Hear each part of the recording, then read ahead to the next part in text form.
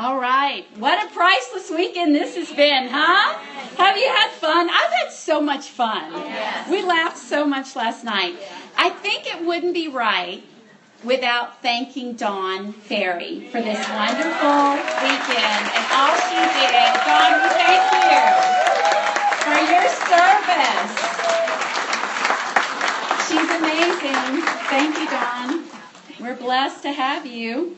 I feel so blessed to be here. This morning our theme is Priceless Peace. We're going to talk about the priceless peace that Jesus wants to give us.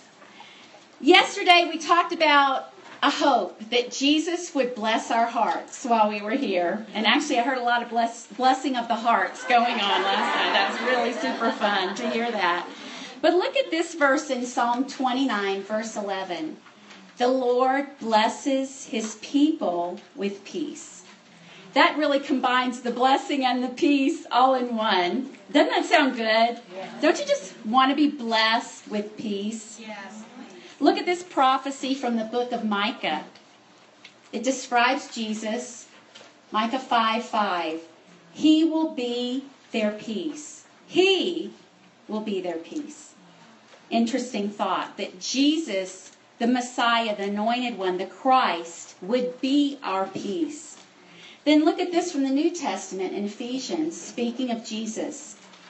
Ephesians 2, verse 14. For he himself is our peace. For he himself is our peace. If we're looking for peace, we've got to be looking at Jesus. Yesterday, we saw a typical day, and we saw Mary choosing the priceless priority, right? We saw Jesus giving her this priceless promise that what she had would not be taken away from her. Then we saw that tragic day in their lives when Jesus loved them and yet waited to give them a day 4 miracle. He wanted day 4 to come along, the day of death, the day of no return, so that he could do a miracle in their lives.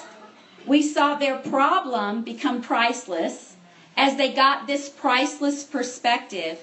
And we saw Martha and the others become priceless partners for Mary and Lazarus. Today, we're going to look at the final day. It's a day of triumph. It's a party time. And let's be turning over to John chapter 12. John chapter 12, we're going to start reading in verse 1. And don't we have these kind of days, right? We have the typical day, we have the tragic days, and if you haven't had many of those, hold on, they're coming. But then we have these days of triumph, of joy, of peace, of party with Jesus. And this was one of those times. Let's read in John 12, verse 1. 6 days before the Passover, Jesus arrived at Bethany, where Lazarus lived, whom Jesus had raised from the dead. Here a dinner was given in Jesus' honor. Martha served, while Lazarus was among those reclining at the table with him. Then Mary took about a pint of pure nard, an expensive perfume. She poured it on Jesus' feet and wiped his feet with her hair. And the house was filled with the fragrance of the perfume. But one of his disciples, Judas Iscariot, who was later to betray him, objected. Why wasn't this perfume sold and the money given to the poor? It was worth a year's wages. He did not say this because he cared about the poor, but because he was a thief. As keeper of the money bag, he used to help himself to what was put into it. Leave her alone, Jesus replied. It was intended that she should save this perfume for the day of my burial. You will always have the poor among you, but you will not always have me. Meanwhile, a large crowd of Jews found out that Jesus was there and came not only because of him, but also to see Lazarus, whom he had raised from the dead. So the chief priests made plans to kill Lazarus as well. For on account of him, many of the Jews were going over to Jesus and putting their faith in him. Wow, what a night. What a priceless party this was. You know, it actually was not a peaceful time in Jesus' ministry. What Jesus did in raising Lazarus from the dead accelerated the plot by the Pharisees to kill Jesus. And it would not be long before he would actually be dying on the cross for Martha, Mary, Lazarus, and our sins as well. It was not long after this. But there was this precious moment.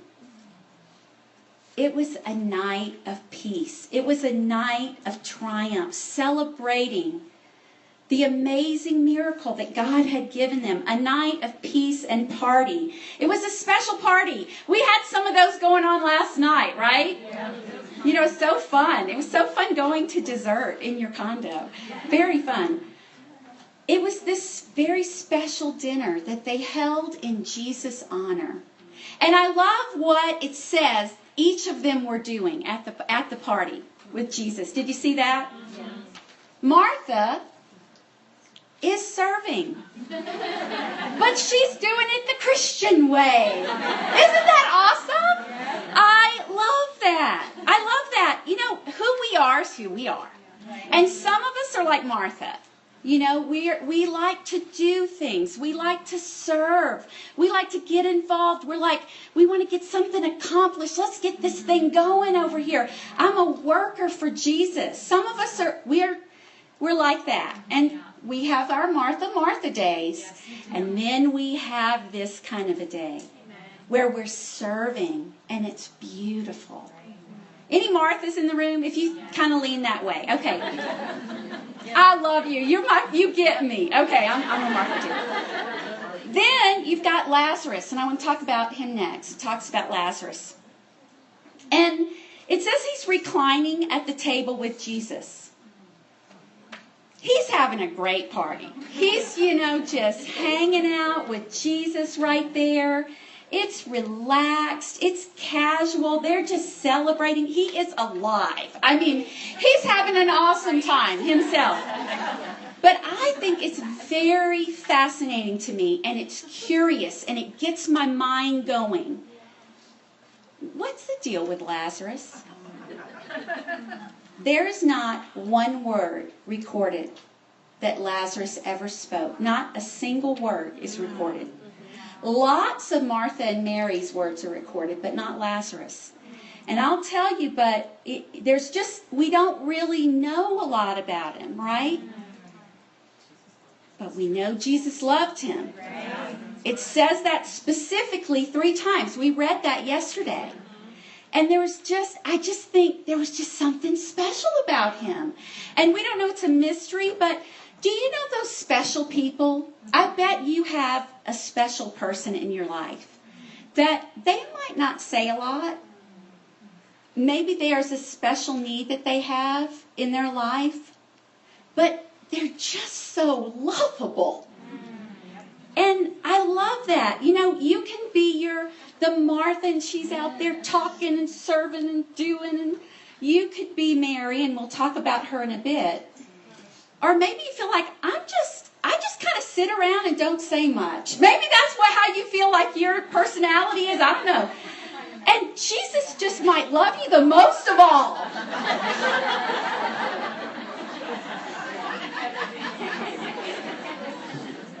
Mary, once again, where is she? We see her 3 times. 3 times she's at Jesus' feet. And it's not always in worship, is it? Sometimes she's learning, she's listening and learning. She's putting her discipleship into practice. The next time she is grieving, and she's pouring it out right there. She's struggling. She's having a challenging little time with Jesus, but she's taking it to Jesus at his feet. And now she's at his feet in honor, in gratitude, in sacrifice, worshiping Jesus. And some of you are like that. Your favorite time of your life is when you're just worshiping Jesus, right? So any Marys out there? Yeah, at the feet of Jesus. I love it. And I love what it says. I thought about bringing my most expensive perfume, which is certainly not a year of my wages. But I thought about that. And I thought about just breaking it open. And just imagine if I had done that. Actually, imagine a year of your wages. And if you don't work, then just imagine the average woman in your situation, her year. I want you to think about a number. That's how much the perfume cost. And of course, who knows that? Judas. Yeah. But that's what it was worth. She didn't make a big show about that. But that's what it was worth. And imagine if we took your perfume that was worth a year of your wages, and right now we just broke it open, and just the aromatherapy. See, I love that. Don't you love peace, right? When we tried it, we go to the spa, we walk in, oh, I feel peaceful already from the aromatherapy. There was aromatherapy going on in the room, and I love that Mary, she's pouring out her greatest treasure. I love that. They were enjoying this day 4 miracle, this party, the priceless party. And then Judas throws a fit. He's a thief and a betrayer, and he threw a little fit about this perfume being poured out. And what does Jesus do once again? He protects Mary. She didn't have to say a word because Jesus said, leave her alone. A little bit the way he told Martha, without really saying it, leave her alone. He said she chose the right thing. Jesus came to her defense with Martha, and now he's coming to her defense with Judas. Jesus is our shield and defender and protector. You know, and as women, there are times we need someone to protect us. Jesus can do that. It reminded me of John's Sunday sermon, our last congregational in the Denver Church of Christ. He talked about God when he says, I am your shield. Jesus was certainly a shield for Mary. And Jesus gives her a third promise. And it's not listed here in what we read, but in a parallel passage in Matthew 26, Jesus said that what Mary had done would be told in her memory all around the world.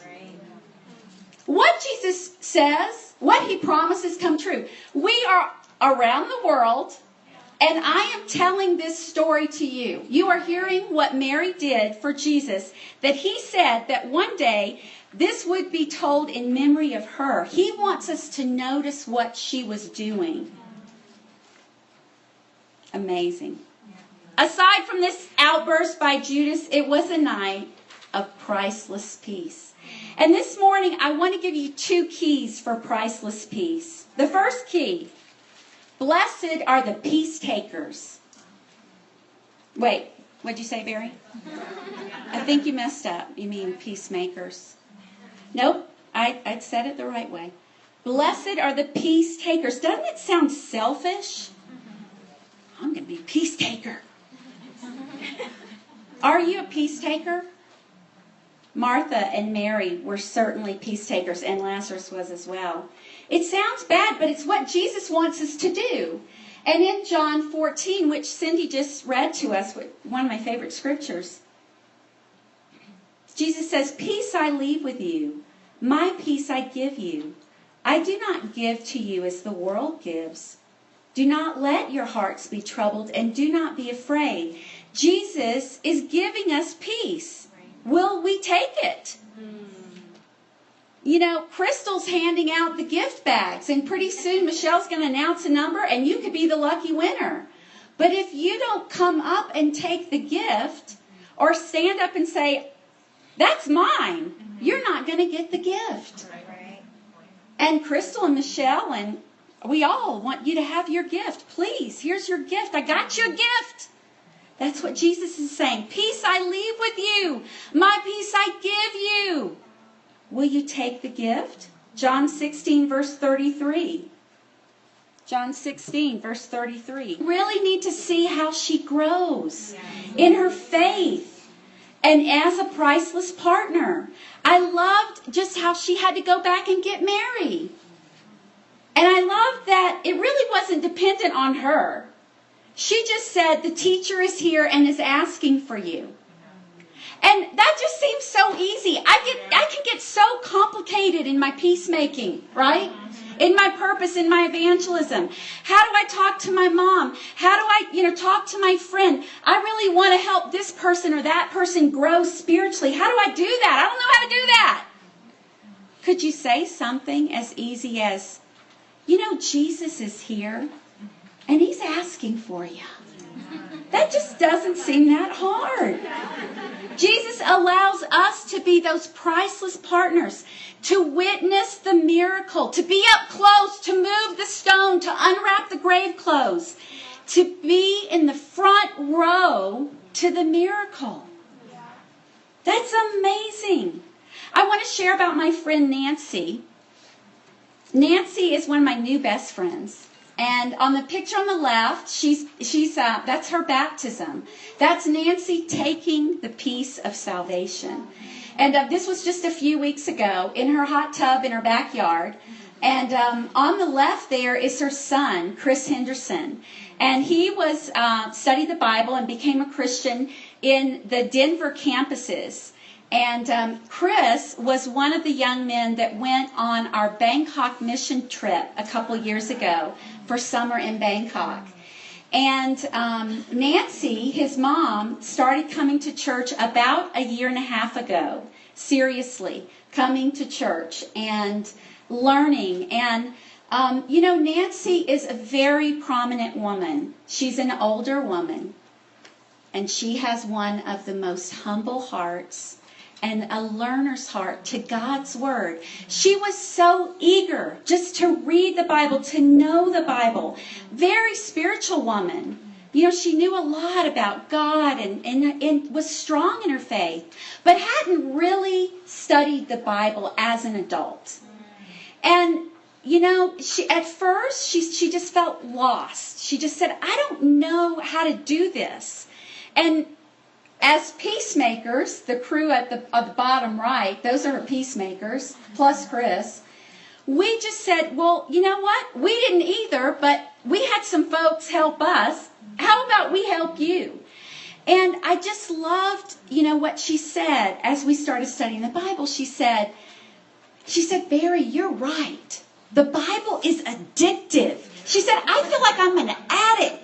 I just can't even go to bed at night because I'm just staying up really late, way past my bedtime. I don't want to put the Bible down.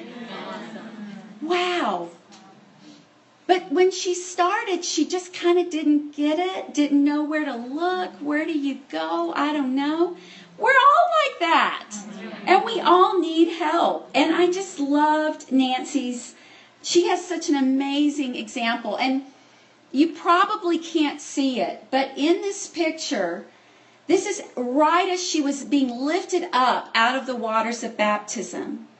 And her face has the most amazing smile, joy, peace. It's just amazing. And we talked about this picture at the first time that we met after this day, and she just said, my baptism was amazing. And I said, I know it was amazing. And she said, and that picture, my face, that's just how I felt. Like, I felt so free. I felt so at peace. I just felt so happy. And I'm like, I know, isn't it great? Nancy's a peace taker. I love the picture on the bottom right. Denise Snyder, starting from left to right. Denise Snyder, and then there's me, Nancy. Then Angela Klaus, and Judy Roberts, and Ann Rasmussen. And along with Chris and Jessica, his fiancée, we're the peacemakers. We went to Nancy and said, the teacher is here and he's asking for you. It's a humbling place. It's a place of honor. It's a privilege to be about your purpose. I felt so humbled and honored. The day after her baptism, I just cried all through my time with God. Because I felt like, God, you are so amazing. I saw the resurrection from the dead, right? Yeah. From death to life. If you want to be blessed, if you want to see a harvest of righteousness, be a peacemaker. Here's your action item for this lesson. Be a peacemaker. Well, sorry, that's the next thing. Be a peacemaker. Who do you need to help bring peace? Who in your life needs the peace that Jesus brings? Maybe it's your best friend. Maybe it's your husband. Maybe it's a child or a family member. Maybe it's a neighbor. Maybe there was someone you really wanted to come to the retreat and she just couldn't make it. Who needs Jesus' peace? We have this priceless purpose to be priceless peacemakers. Who can you point to Jesus? Who needs your forgiveness? Who can you open the Bible with? Write down a name. I bet God's putting someone on your heart right now. Write down the name if you're taking notes. You'll be blessed. I want to share this last verse with you. This is my prayer. This is my prayer for all of us and for you. It's in 2 Thessalonians chapter 3, verse 18. Now may the Lord of peace himself give you peace at all times and in every way. The Lord be with you all. It has been so great for me to be with you. I pray that God has really blessed your heart with his priceless, unfailing love, with his priceless promises, priceless perspective, and priceless peace. Amen.